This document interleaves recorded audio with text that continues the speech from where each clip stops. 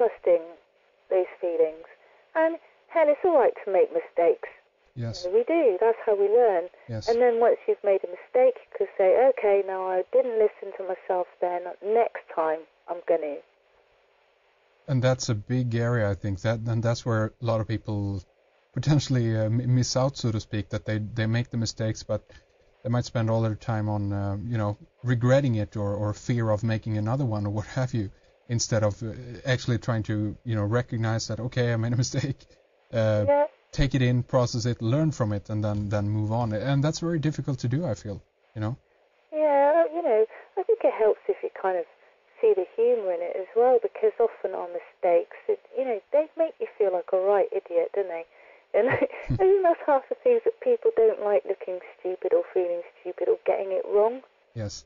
And there's this whole thing about, you have to get it right, or if you didn't get it right, but I mean, I say silly things all the time and make mistakes all the time, and I'm on a real learning curve with all this as well. I don't have any perfect answers, and I don't believe that anyone does, actually. I think if anyone did, then they wouldn't have the need to be here. There you go. That's a good point.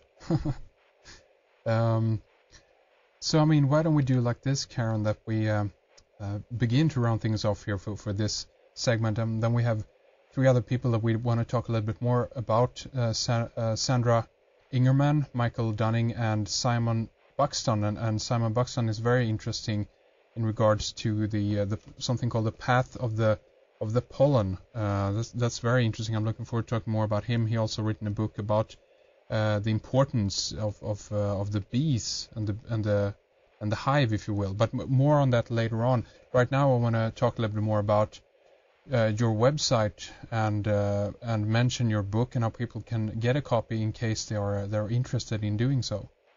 Okay, you can get a copy of my book either on Amazon or in any good bookshop, and my website is www.soulcompanions.org.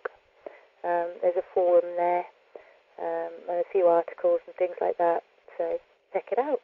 The website is soulcompanions.org, and as I mentioned, we have a few more people to talk about, but stay with us, Karen. We'll take a short break here then, and we'll continue soon.